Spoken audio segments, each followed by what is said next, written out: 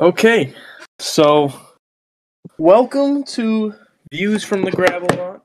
I'm going to be your host, Ben, here, and I'm just going to go around and just introduce everybody as we get into this, as we get in the swing of things. This is probably not going to be as easy of an episode because this is my first time. This is all of our first time doing this, but let's start with Trent. Just give us, a little brief rundown about who you are and why you're here.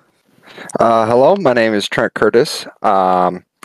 I've watched the Buffalo Bills my entire life, been to many games, played high school football as a defensive lineman, and I'm here because I got to know Ben a couple years ago, and here we are. All right. Obviously, we got Mike now. What's up, Mike? Hi, how are we doing? Pretty good. I've been a Bills fan my whole life. I'd like to think I know a thing or two about football and sports in general, and I thought it'd be a good idea to do a podcast. So here we are. Yeah, and here we are. I guess I'll do my intro now. My name's Ben. You may all know me by Bills Access, who runs the Instagram page.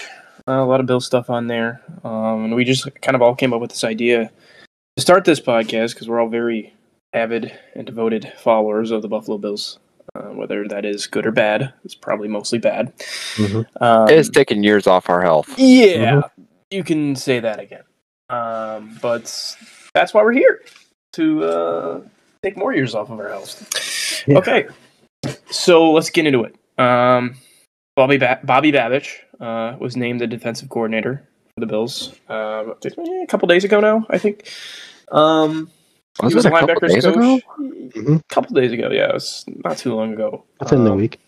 Was previously the linebackers coach of the Bills. Kind of just developed along the way with McDermott and his staff. I think he interviewed with a couple teams. Packers, Giants were a couple of them. I think the Dolphins. Did. Yeah, I was about to say he interviewed with the Dolphins, and that scared the hell out of me. So what do you guys think? What do you think of the move?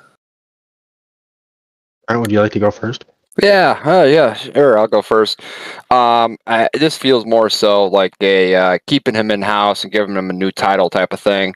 Kind of similar to what they did with like Eric Washington, where he's assistant head coach. I truly don't know what he did. I don't know what he did on the defensive line, to be honest with you. But Bobby Babich, he started off as the Bills safeties coach and took Micah Hyde and Jordan Poyer, two guys who probably were destined to be journeymen after their contracts ended. I mean, Jordan Poyer was literally thrown on a scrap heap out of the 0-16 Cleveland Browns. Right. And came to Buffalo and became all pros. They move him to linebackers coach after his dad retires, and just so happens to coach up Matt Milano, who is probably one of the best linebackers in football, period. Terrell Bernard, who came from basically what I think. I don't know what you thought of Terrell Bernard before the year, but I think we were talking about this last week. If you told me this, my emotions would be in the balance as if Tyrell Dotson and Terrell Bernard were healthy, I would have thought something went very wrong. But yeah, he did a great job with those linebackers. He really did. I'm excited to see what he could do with the next, set of linebackers like Balen Spector and Dorian Williams. I mean, shoot, we had AJ Klein back there doing a better effort than Roquan Smith did against Travis Kelce. So I think this is a great promotion for the Bills to keep him in-house and don't let him escape. He will escape one day, but probably, for now, let's keep him in-house. I just love the move because it screams to me they're getting younger. They're trying to be progressive in a way. They're not trying to, let's get the 65-year-old defensive coordinator that just runs the same system as McDermott. Instead, you're getting a younger guy who's going to bring, I don't know if he's going to bring new ideas to the scheme or anything, but he's definitely going to bring in a different level of energy than you would get from, I don't know, a Leslie Frazier or an Eric Washington. Like, you're going to get a guy here that's probably going to give you a little bit of life, a little bit more life in that area. I don't know, Mike, what do you think? I still think, when it comes to the play calling, McDermott's going to have an extremely heavy influence, especially the first year. But I do agree with you about in terms of getting younger. I think this guy has a really great track record of being able to develop players, and that is desperately what this roster is going to need over the next 2-3 years. The player development thing is huge, just because the cap's just going to only go up, and it's going to get more expensive. You're still contractually committed to guys like Von Miller, Tre'Davious White, who have not been impacts at all. So you have to make do with what you have, and a lot of that's going to be younger guys who are going to be coming in second round, third round picks that are going to have to start for this defense, and he's going to need to get the most out of them. And so I just love the move just from that standpoint, because you're going to have a lot of rookie contracts in there and rookie players that are going to be forced to play. And we saw it in the playoffs. Dorian Williams had to step in and play because of the injuries we had. And that's just, I think it's huge for that. And I don't know. Especially with all the injuries this year, I feel like all the adversity that they faced throughout the season with the defensive injuries, it made too much sense to keep him around. Right. I think it made sense in the fact that, honestly, of every positional coach the Bills have had since Sean McDermott took over, he's probably first or second. I mean, maybe Chad Hall, but other than that, positional coaches wise, the results on the field, the only linebacker that for whatever reason just did not work was Tremaine Edmonds. Whether it was the style he I don't want to get Trent on Pro this. Bowler. You don't want to. I don't like him either. I don't like him either. Mac Jones is a Pro Bowler, all right. So Tyler Huntley is a Pro Bowler. Minshew is a Pro. It's not. Josh Allen went to the Pro Bowl and he decided to go play golf in a hurricane instead. So that's where the Pro Bowl's at. You can't blame him. No, it's really bad. It's really. I don't. Was the game today? I didn't even watch it. I think it was, and they had second and Tua, which was second and mid. It was today, actually. So I turned it on for scanning through channels, and they were doing a long snapper challenge, and that's when I knew. Okay, that was pretty sick, though. I'm not actually. Gonna lie. You know what? They did long snapper challenges. Yeah, so you know how the how about that? Throw the ball in the holes or whatever. They were doing it with the long snappers, so they had to snap it into the holes, and they get more points based on the smaller hole you got it into. That actually sounds like the lone good part of the Pro Bowl. I know. It was cool. It was pretty cool. It was pretty cool. The second best part of the Pro Bowl was Darren Orlovsky, who sits at a desk outscoring all the other quarterbacks in the accuracy challenge. Yeah. And mind you, Darren Orlovsky, Ben told me some of y'all who listen to this might be younger, so give a debrief about Darren Orlovsky. He was the quarterback for the 0-16 Lions. He was the quarterback for the tanking Colts. There's a reason he was the quarterback for those two teams, because he was not very good. No, he wasn't, and he's famously known for running out of the end zone. Yeah. Although to be fair, Jared Allen's chasing down. Jared Allen's chasing me down. I'd look for any outlet to escape. So that's fair. So they go with Babbage, and then on offense they stick with Joe Brady. I think that was basically a foregone conclusion based on what Bean was saying in his presser. He basically committed to Brady. He was talking him in the future tense, and I don't know. I feel like this was the obvious move. You don't really change it if it's not broken, because I don't think the offense was broken with Brady. It was broken with Dorsey. I think Brady kind of stuck to what worked, didn't try to get cute, and it worked. I'll be honest. I think when my dad and I watch a lot of football, and I've watched a lot of Bills football, the Bills had 7 run plays. If you go back and look, they have 7 run plays. If you go into Madden and you select a play inside zone, that's one of the Bills' run play. They had different formations, kind of, sort of, but they had 3 or 4 run concepts. That's all they had. Yeah. I think really this is more so what you saw last year was Joe Brady using the ingredients Ken Dorsey left. Right. That's exactly what it was.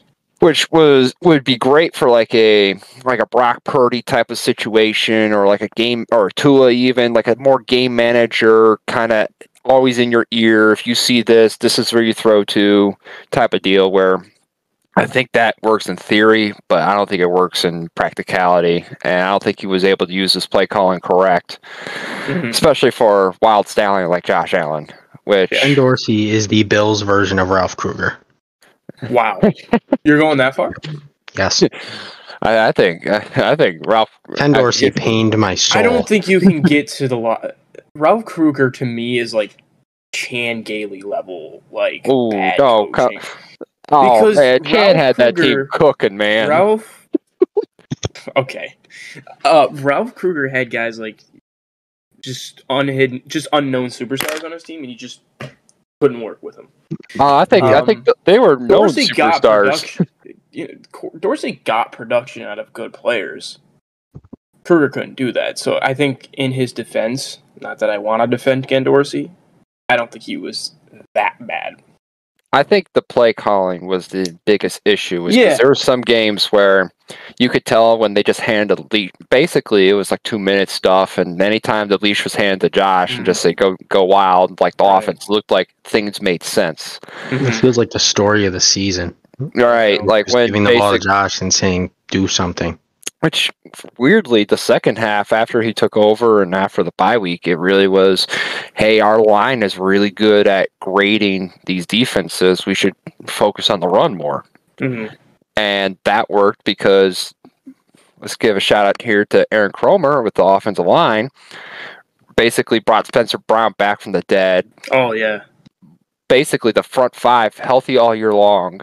And we're grading teams. Like, that is why you stick to the run, is because it worked. And like, the Bills had a chance to beat the Chiefs because Joe Brady, after Diggs' drop, called one of the most methodical drives I've seen the Bills do in a long time. That probably Deion Dawkins gets another half a second. It's a touchdown, and we can talk about Mahomes, this, that, and the other, but the regular season game, they gave Mahomes the ball back with what, like a minute 45? It took an offsides play for us to not. But the thing is, Mike, is 3 timeouts, a minute 25. You telling me Josh Allen can't get back into field goal range for 3 timeouts in a minute 25? No, he can. He definitely can. But that was the thing. Like, Bills score a touchdown. Pat Mahomes would also have to score a touchdown, and the Bills were basically playing, if they score, they score. I don't care defense. Which I didn't really get the gripe of like why he didn't just dump it to Diggs. I mean, I get it in retrospect, like it's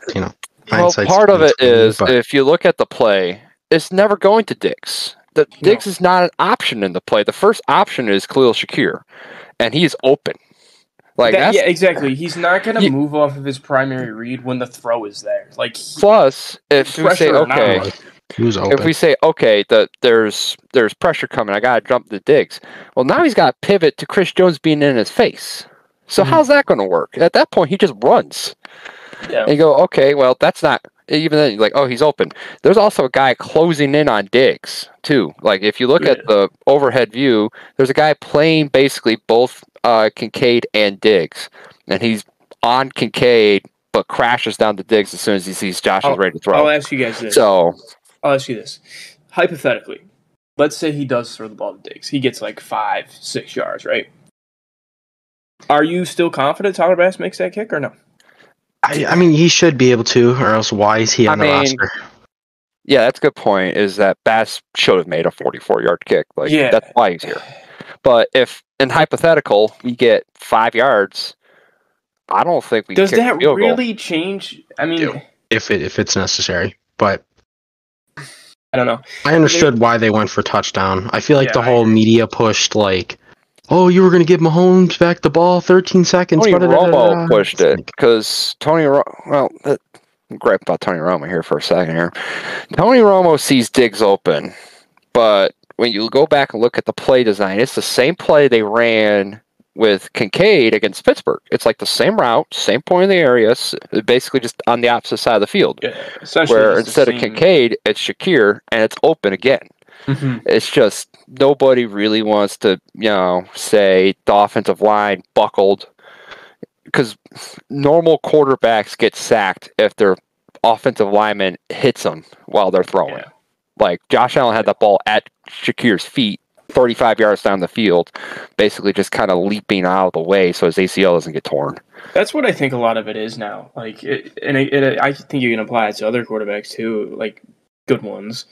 Like you hold these guys at these super, super high standards, but when they have a blocker or a defensive lineman in their face, their blockers literally getting pushed into them. They're like, oh, well, why don't you throw the check now? It's like hindsight's 2020. Like these guys, you can only process things so fast, and especially when you think and you got an arm like Josh Allen, like you think you can make that throw, you make the throw because you're gonna score a touchdown.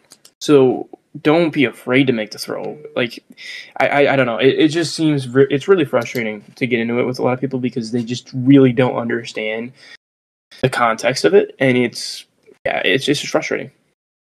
I think moral of the story with the Joe Brady hiring is that it's completely fine that they brought him back, but there's 3 questions to it.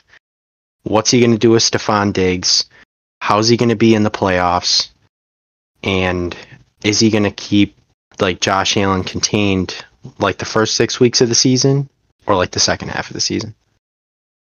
Yeah, those are good questions. Trent, I'll leave it to you. I'll let you go first. I think big thing here, right? We want to talk about Joe Brady in the offense. He got fired from Carolina because he didn't run the ball at all. He straight up refused to run the football in Carolina. And he comes to Buffalo, and then all people say is, oh, he's taking the ball out of Josh Allen's hands. He's not throwing enough. I think Joe Brady kind of has worked with what he's got. Mm-hmm. And I think this year would be interesting in the offseason to see what Joe Brady's playbook looks like, because I think it's a little less, break glass and emergency running Josh Allen like we saw in the last 7 weeks of the season, which I think that's kind of what they want Josh Allen to be, is you can scramble, and that's fine, but we're not going to do quarterback runs until it's go time. Yeah. Because I'm not going to say like Cam showed, but I would say a little more like Ben Roethlisberger. Ben Roethlisberger used to be, the big guy, get off me, I'm a scramble for 3 yards, and that's what I can get because I can literally break every tackle. And then by the end of his career, he was a noodle. Like, he had no arm strength. He didn't. So I think Josh Allen is Ben Roethlisberger if he was Michael Vick. Yeah. I mean, I would say he was Brett Favre if Brett Favre had Cam Newton's athletic abilities. Yes, pretty much. Correct. You can't take that completely out. Like, you can't just save it for when you need it. That needs to be incorporated. Oh, I'm not disagreeing with you, but level. I'm just saying don't use quarterback power as your second down run play. Yeah. Like, you can say, hey, listen, hole's open, go take it. If there's no one open, throw in. Like, you don't want it to be like Lamar in the playoffs where basically he got in his own head and said, I'm not running at all, when running probably gets him 25 yards. But I think there's also a balance to that, which right. Dable had a good balance on, when to hit the run Josh Allen button that Dorsey, I don't think, really had control on. I'm fine with him running as much as possible in the red zone. And so it's had such a high success rate. It's like, why? And you factor in, you don't want to risk him getting hurt. He's got the longest Ironman streak in the NFL right now. Like, he gets banged. I'm not trying to, but he gets banged up here and there. But like, I mean, he's tough as shit, man. And like, I think he's tougher than Roethlisberger. I do, and I just think you can take a few more risks here and there. You obviously don't want to do it to a crazy amount, but you also got to weaponize it. So it's all about finding the right balance between doing too much and too little. And I think they got to find that sweet spot, because I don't think they've found it quite yet. If anyone from Pittsburgh gets a hold of this podcast and they hear you say Allen's tougher than Roethlisberger, they're going to have a conniption.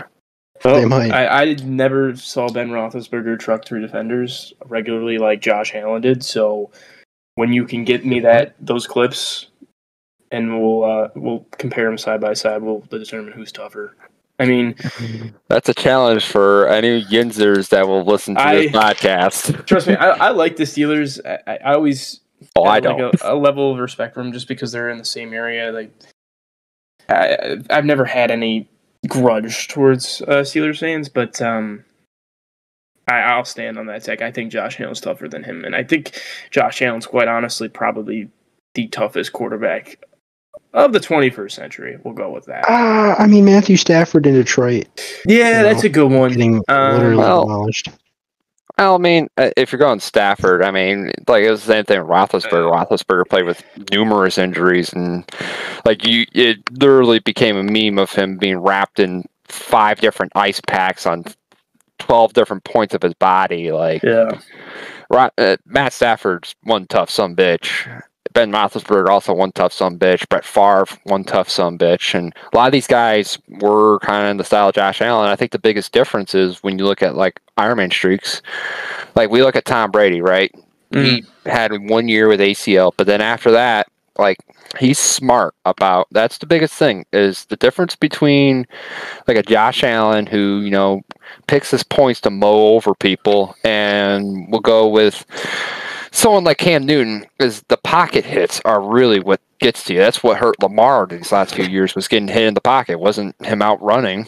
It's just you got to be careful when you're running, and that you don't put yourself in a position where somebody can clean your clock like Josh did. And what was like 3rd and 6 against the Patriots, trying to set up a 4th and 2, where he reached the ball out, had his head exposed and everything. Like that's partially why you worry about how he runs, is that he just needs to protect himself when he's getting tackled versus just being, the wild roaming buffalo that he was in the first like 3 years.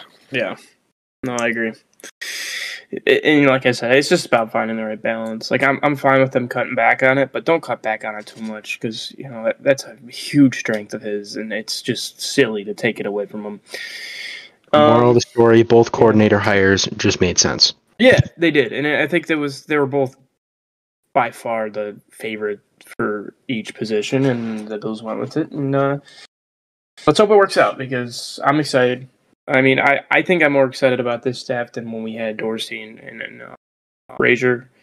A lot of people hyped up Ken Dorsey as Dable's replacement. This is the most excited I've been about our staff since Brian Dable was here, so I'm really hoping it works out. I really do. I think one of the biggest things when we're talking about excitement about the staffs, honestly, was that I thought the defense, I know some people have thoughts about McDermott. I thought the defense looked incredibly improved the first 4 weeks of the year when they had 100%. Their linebackers. Like, any criticisms you want to have about the defense was because, like, imagine if Josh Allen gets hurt week 4. Yeah. How the hell are you going to run that offense? That's Matt Milano on that defense. Mm-hmm. Like, I think the Bills go 16-1 in 2022.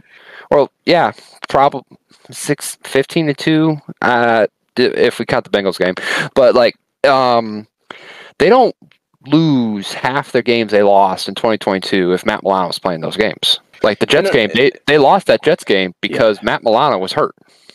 And another thing is, like, they place so much onto the shoulders of the secondary and the linebackers. Like, that is the core of the McDermott defense. Like, the defensive line comes last for him. It's all about, the secondary, keeping things in front of them, playing that quarters kind of defense, the 2 high safeties.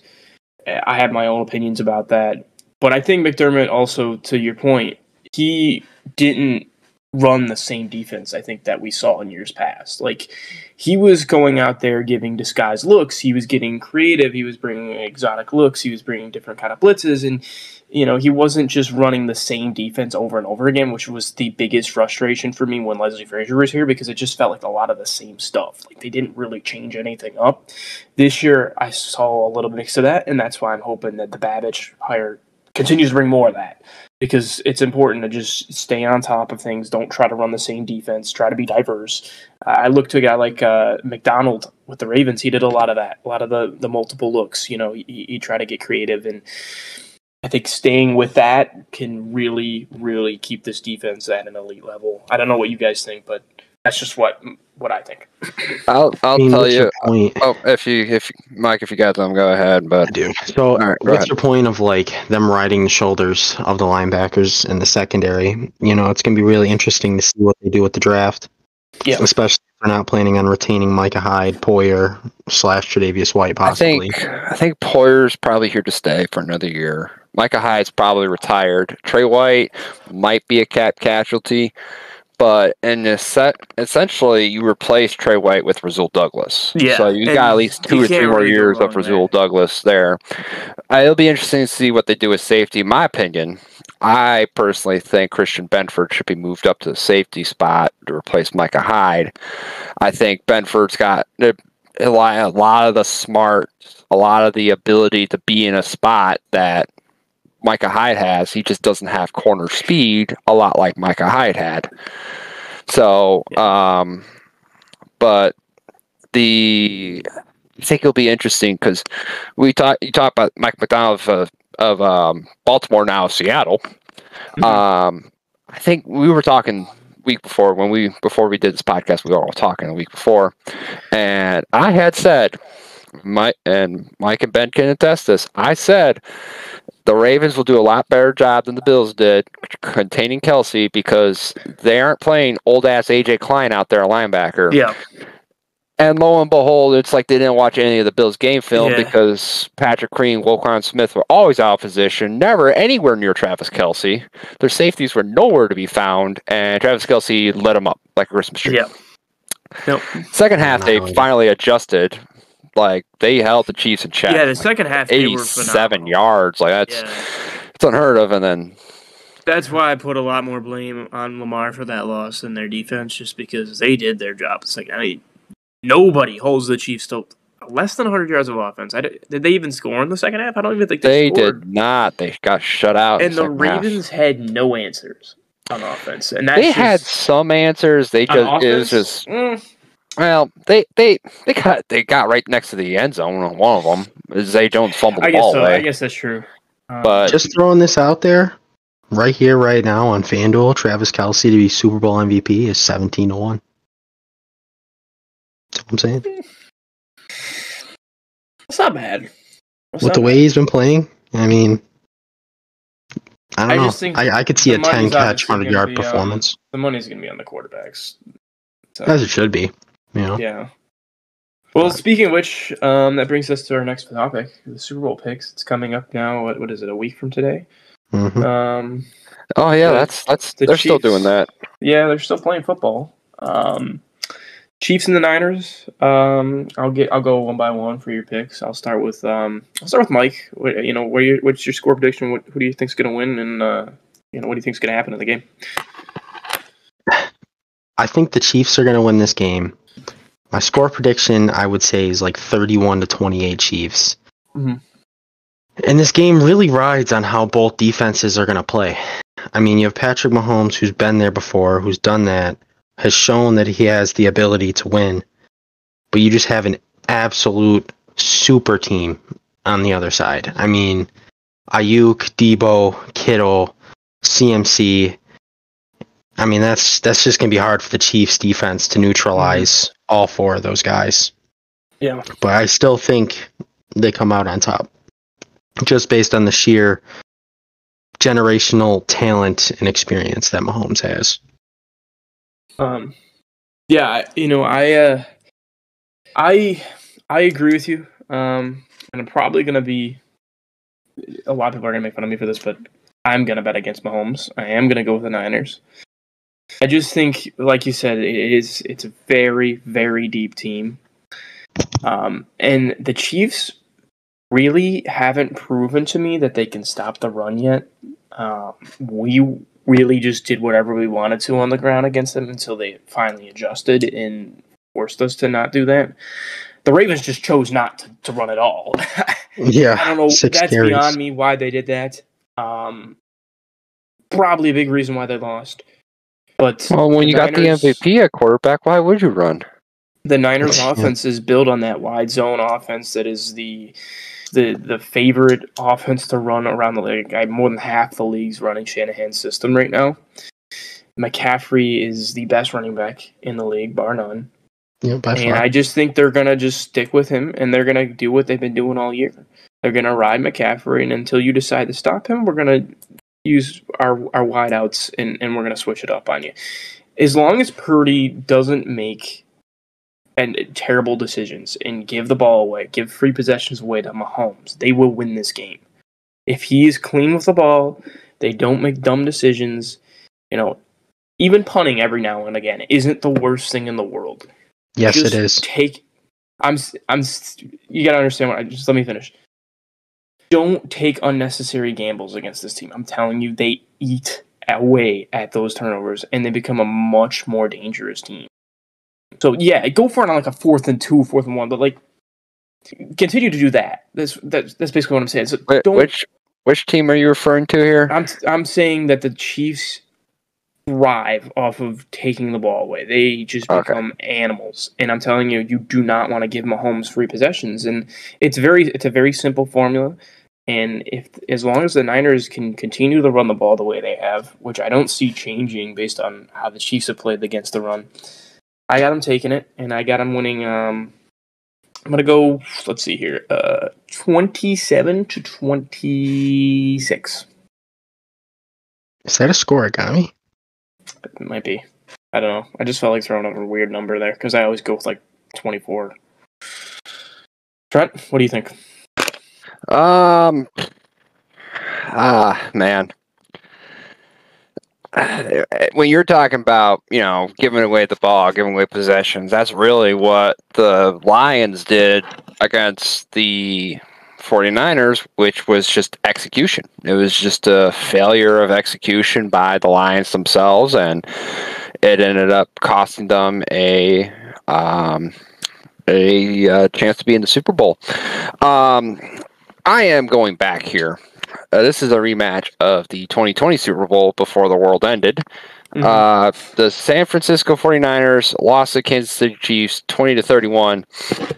And that was with Jimmy Garoppolo, quarterback, and with the Chiefs having Tyreek Hill. I think this game is also Bills legend Sammy Watkins. Sammy Watkins. That's a name I haven't heard in a hot minute.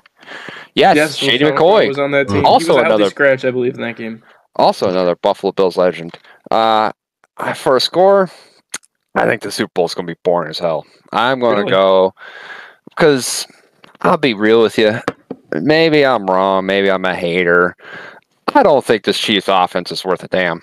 I really don't. Rashid Rice would be the Gabe Davis of this offense. I mean, it'd probably be an upgrade for the Bills, but that's their number one wide receiver. Travis Kelce's the number one tight end.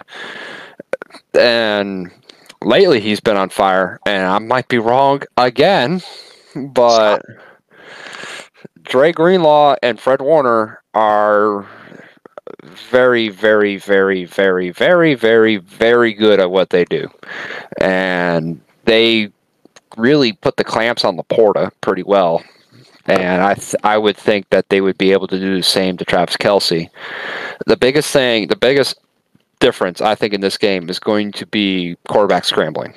Brock Purdy scampering out of the pocket was really the thing that made, like, Jared Goff couldn't run. He doesn't run. He's got more mobility. He's got the same amount of mobility as those little green soldiers do in Toy Story. 5 rushes for 48 yards. Yeah, like very like Bortles-esque. Like you're just like, how does this guy keep running on us? And Pat Mahomes is a lot of the same way. Like I think very much same way in terms of like you just look at it and you're like, how are you beating me on the ground? I think that's really going to be the main X factor in the game is the quarterback scrambles because the Niners weapons are very good and the quarterback is Tua, but a righty. Maybe he could. I won't even say he's got better. He probably has a little more arm strength than Tua does. So the upgraded Tua, basically. So to be fair, you said that they locked down Sam Laporta. Did they not? Laporta had 13 targets for 9 catches and 97 yards. Okay, maybe I'm wrong then.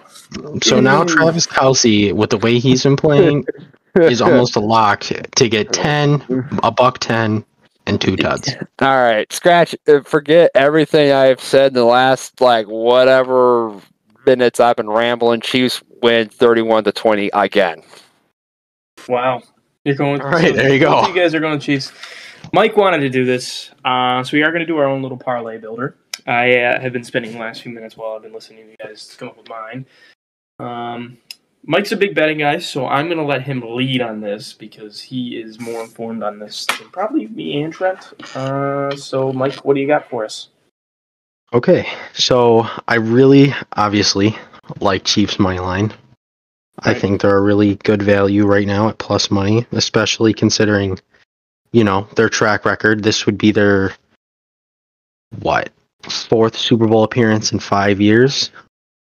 So right now, if you did Chiefs money line, Travis Kelce anytime touchdown, and over on CMC's rushing yards at 90.5, that would bring you to 7-1, and that would win you on $100, $700. I just think all three of those. I don't think anyone's stopping Christian McCaffrey. Not in this game. I think the Chiefs just have the pedigree to close out this game, and Travis Kelce has just been absolutely destroying everybody this entire playoffs. Right. So. I'll see. You got anything for us, Trent, or are you?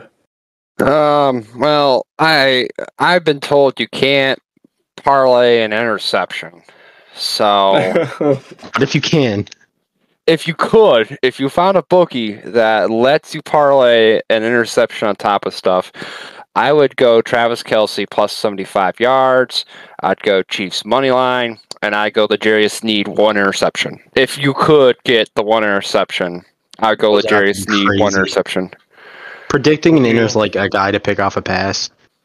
The reason why I say that is L'Jarius Sneed's their number 1 corner. It took Khalil Shakir being the upgraded Cole Beasley to score a touchdown on the guy.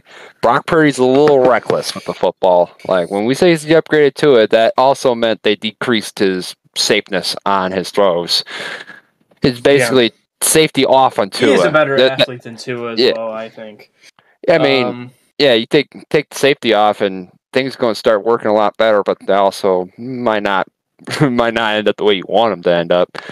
But I would say bet on if you can't bet on a L'Jarius Sneed interception, I'd go plus. I don't know what the over under is for turnovers. Mike, you would probably know that a little better than I can. I'm not defensive props. Oh wow! Okay, you can bet an interception. Oh really? Yeah. L'Jarius Sneed to get an interception is the 3rd favorite at 6-1, but you can't parlay it. Oh, you can't parlay that? No. Oh man. You mean to tell me that we put down all these stupid betting app commercials that I can't watch my favorite sporting event? I can't watch football. I can't watch hockey. I can't watch racing. I can't watch anything without a sports betting app. You mean to tell me that I can't parlay L'Jarius Sneed interception with number 84 catching a pass? No, basically FanDuel's saying you cannot donate your money. Oh, okay. Man. So I'm gonna go with mine. Take my money. I have a 4-leg.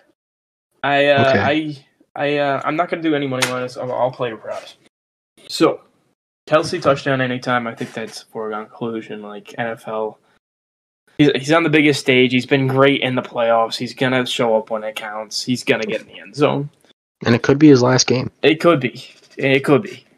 I also went with the McCaffrey rushing over. I think did you both say that? I know. I did. It's at 90.5. I just think they're gonna make sure he gets a lot of work. They have not been good against the run all year. Like you saw the Raiders come in Arrowhead and just run the ball, and they won the game. And Aiden O'Connell was not good at all. Then another one I saw. This is on Prize Picks. I went to look at receptions, and I saw MVS sitting at 1.5, and I decided to go over on that. He has made a couple big catches this year, and I think the Niners are going to do everything they can to take Kelce out of this game and force the receivers to beat him. And I think that in itself speaks to me that MVS is going to at least get 2 catches. And then obviously, I think this is the easiest one for me. I'm going Mahomes passing over. It's the biggest game of the year. The ball's going to be in the hand of Mahomes. That's just plain and simple. He's going to throw the ball. I don't know how much I like the Niners safeties, so I'm saying he's going to hit a couple deep balls, and that should push him well over his passing total. So that's my parlay. Just to throw a little stat out there, Christian McCaffrey, including playoff games, has ran for 90-plus yards 11 times this season. Ooh. So, yeah. I'm telling you, Christian Book McCaffrey, it. he is a fucking beast. Literally a slot receiver that I is saw in a something running back's body. talking about crazy. Rasul Douglas being one of the best in-season trades, and I love the Buffalo Bills. I'm going to die being a Buffalo Bills fan. Rasul Douglas was not as good of an in-season trade as the Panthers giving McCaffrey to the Niners. And I think they meant for this year, though. To be if you meant in that year, I don't know any trades that really happened in this year that did anything. Be real, last year was Roquan Smith. That was a good one. That was the big one, and I think really you could probably say Montez Sweat this year's a good one. Yeah, that was huge too. I think that one kind of goes under the radar because the Bears suck. Yeah, but Sweat was disgusting once they traded him. Really good. I think he got a sack in almost every game. Yeah, he's going to get paid big. But yeah, the Niners traded for the wrong pass rusher, Chase Young. I don't know if you saw the clip of Chase Young chasing down the Lions running back going into the end zone. He literally just gave up mid-play and he was jogging around. It was embarrassing. It was bad. I don't know if you saw that, Trent. It was bad. Oh, I saw it. He took that play off. If I'm the Niners, that guy cannot see the field for a while. You can't teach. See, the thing is, when you start trading for stuff like that, there's two ways to evaluate. You can look at, okay, how were they when when things are going bad, or how are things going when they're good, or you can take a lot of evaluation on the defensive lineman based off of how they react if their first move doesn't work. Mm-hmm. Like this is one that I think truly this is why Von Miller did not play the Patriots game. There was a rep. I want to say Poona Ford got a sack or somebody got a sack that normally doesn't get a sack. Mm-hmm. And you can see barely on the outside edge of the screen, Von Miller is playing patty cake with the lineman. Like he just both hands on, but not really going anywhere. But it's not extended hands either. The lineman's realized I don't need to go anywhere. I've got this guy locked up. And I think that's why they benched him next week, because there's a clear message of, hey, if you're not going to hustle, you're not going to try, we're not going to play you. Mm-hmm. Just because we're not going to treat you differently. Right. Just because you're Von Miller, you still got to show up and try, which we talked about Von Miller at the beginning of the show. I will say the Chiefs game was the closest I've seen to Von Miller actually. He did show. I truly think those 30 seconds, the last 30 seconds of the Steelers game, where when he hit Mason Rudolph but didn't tackle him for some reason. Mm-hmm. I think that was truly a Von Miller rep of, can I trust my ACL? Can I trust the surgically repaired part of my leg that it will stick and I can go rip and get the quarterback? And when it did, you saw that in the Chiefs game, was that he started to look more and more like Von Miller. And probably he should have not played until like week 12, but that's different. Dying to come back, but still, that's a different conversation. Can't come back and show up out of 19 games for a game and a quarter when you're making $20 million. Yeah. It's not going to get any easier for someone who's 34 years old. Yeah. Which, speaking of the topic, we'll kind of go into this a little bit in the next episode, but what do you think they do at pass rusher? Leonard Floyd might... I don't think he's going to get a ton of money, but if they price themselves out of Leonard Floyd, do you just think they run it back with the same guys they got and then just try to draft or bring back Epinesa or Floyd by any means necessary? I think Leonard Floyd's probably as good as gone. I agree. He stated, he'll play where the money is. You got to try to. He did say that. Epinesa looked fantastic. I don't know. I think Epinesa's a free agent too. So he is. Leonard Floyd and Epinesa were so good in critical passing situations this year. It was the best Bills pass rush I've seen since prime Jerry Hughes and Mario Williams. Yeah. It was just nice. Was and it's also nice to have Ed finally really take that final leap, because the interior, they have to respect Ed. He's going to get extra bodies, and I think Daquan he just needs to show up more. I would like to see them bring back Daquan, though. if you're going to bring back one person, I think they do. I think I don't think he's going to get a ton of money either. He's so pivotal to what they do. Yeah, and he's just. They're not going to send Jordan Phillips out there. No. Jordan Phillips literally can't run allegedly without pulling his hamstring. He's considering retirement. So who? Daquan Jones? No, Jordan Phillips. Really? Yeah, he just doesn't look like the same player was. He's just he it's another thing with after. Came back and gave a nice spark though. Yeah, I mean he's always been a good like locker room guy. I won't deny he's been a good voice to have there. But, like, in terms of on the field, like, he takes a couple plays off. Like, I have my friend who was a Cardinals fan when they signed on that big deal in free agency. He's like, yeah, he just takes a lot of plays off. Seems to really not totally care. I mean, he seems like he cares, but on the field it doesn't. I think truly when he went out to Arizona, he did not care. Like, it's some guys just, whatever reason, the environment of Buffalo really brings the most out of them. I mean, Richie Incognito is the same way. Like, he'd flame out of all these other places, come to Buffalo and head down, hustling as soon as, even in Buffalo, as soon as his support system changed, like overnight, he just flamed out here too and seems to have found some comfort in being a Raider. But I think a guy like Jordan Phillips, even Shaq Lawson joining him back here, is just a simple matter of it's the right fit. Like, that's something you can't force, is not something you can't really see that on the surface. It's a little more knowing the person type of deal. I think it's also a matter of this offseason. I think they should change that approach. Like, let's not try to bring all the old band back together. Let's not do that anymore. It hasn't worked. I'm okay with bringing back the pass rushers, to be honest with you. Yeah, but like, you also can't. If you can't rejuvenate what you once had with these guys, why are you going to continue to do that? Like, go down the alley and get those. Wait for that third wave of free agency, like they did, and get a Leonard Floyd. Like, get some of these new guys because Leonard Floyd, the money he made wasn't money for like a. Was it $8 million? He didn't make a ton of money. So what I'm saying is, like, be patient and wait for those opportunities. Don't just go crawling back to the guys that you had in the system 3 years ago because. And aren't good anymore. It's just I think Ben, you won't see that because a lot of the guys, like, if you're referring to them re-signing Poyer, I think that was just not more really so Poyer. I think Poyer's got a little bit of something there. I don't think he's. The thing is with the free agency, if anyone listening to this is hoping the Bills go out and get this big name free agent, like if you're hoping they get T Higgins, that's not happening. We're not getting T Higgins. We might get Curtis Samuel, and that might be the big highlight of it. Because as being said, they're not going to be shopping on Main Street. They're going to be shopping at the mom and pop stores. They're going to be kind of looking Curtis through the bargain bins. Well, here's the market. And he's also really good with Joe Brady. He's also like the fourth string receiver in Washington, so that's kind of why. Curtis Samuel had a nice year. He did. He had an underrated year. I'm not gonna lie. Someone's gonna give him, and you don't really need him if you want Khalil Shakir to take that next step. You don't need Samuel taking that slot role. I think a lot of people are trying to look at the slot receivers. I made a couple free agent targets on Bill's access, like Tyler Boyd.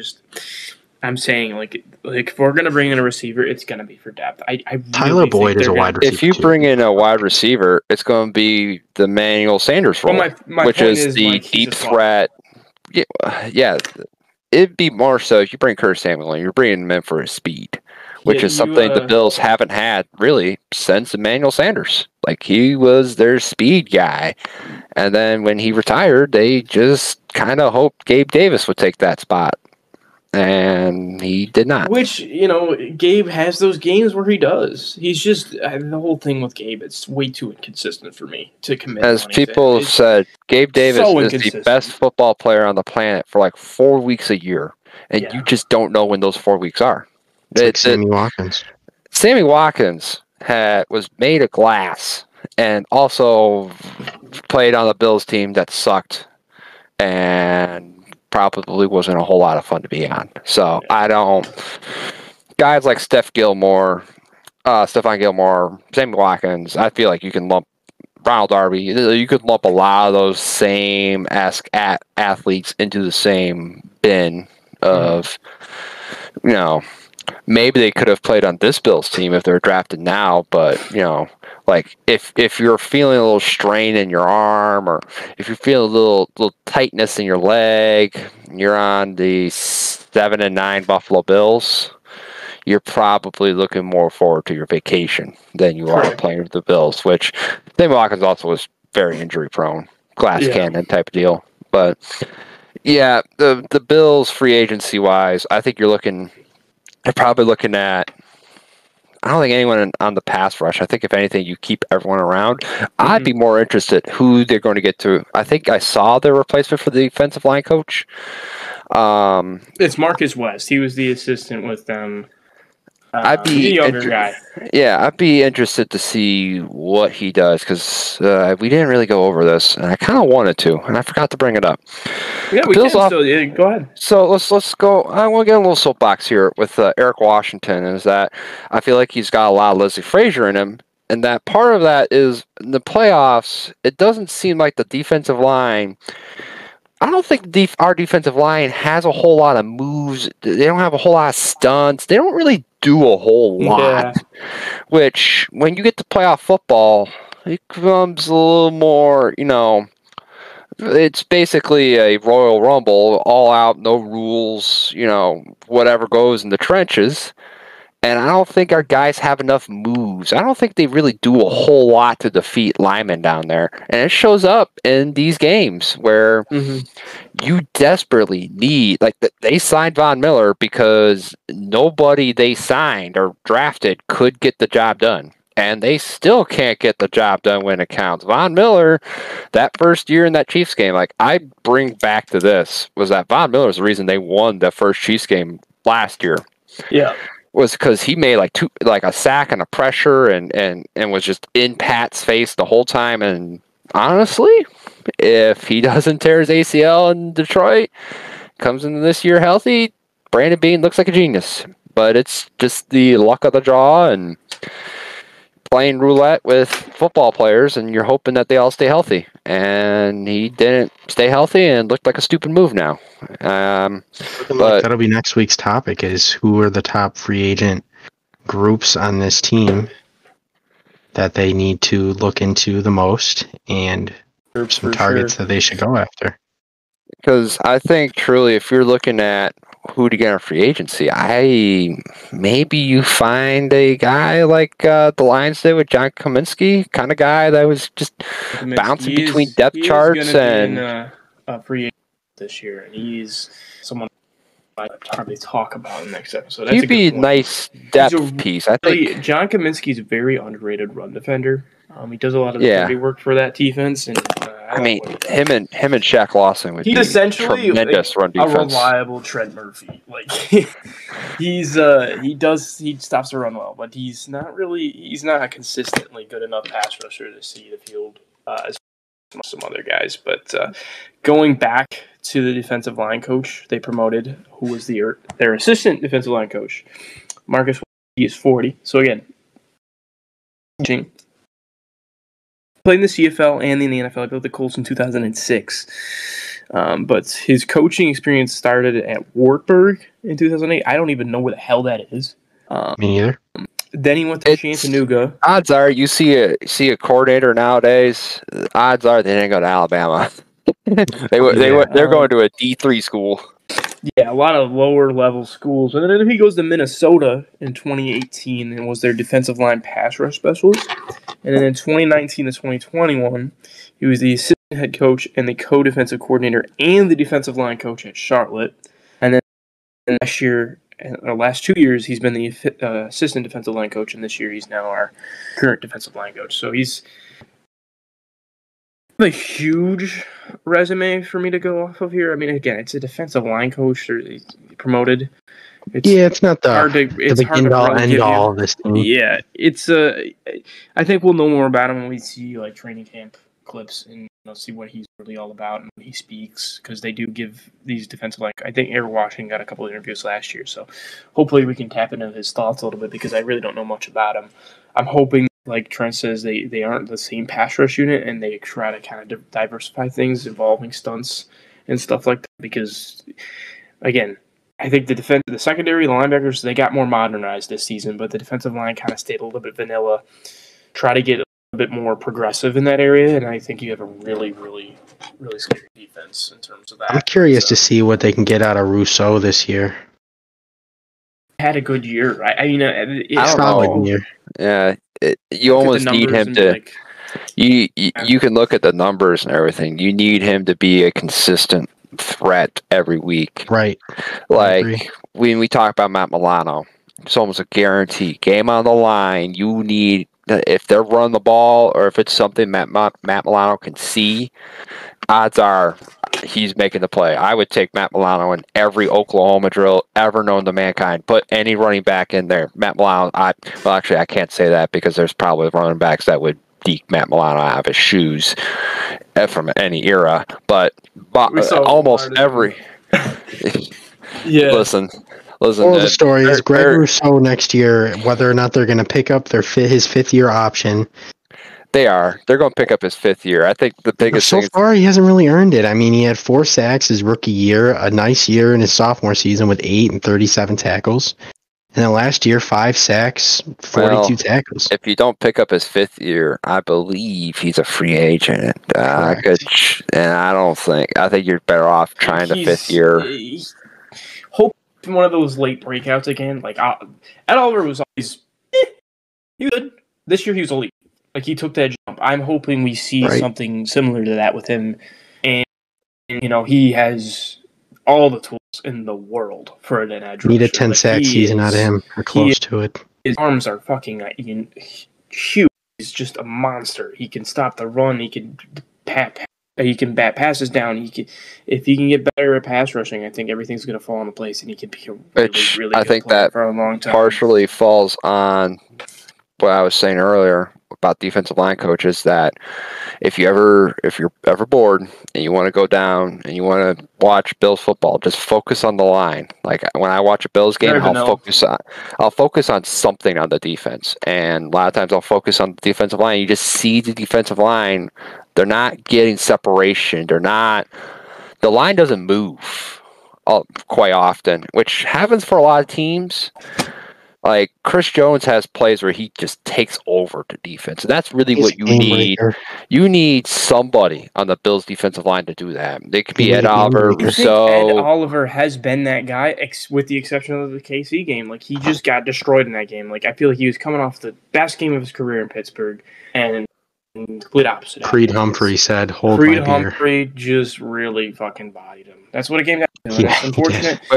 But Ed will learn. He's a young player. He's he's been getting better every year.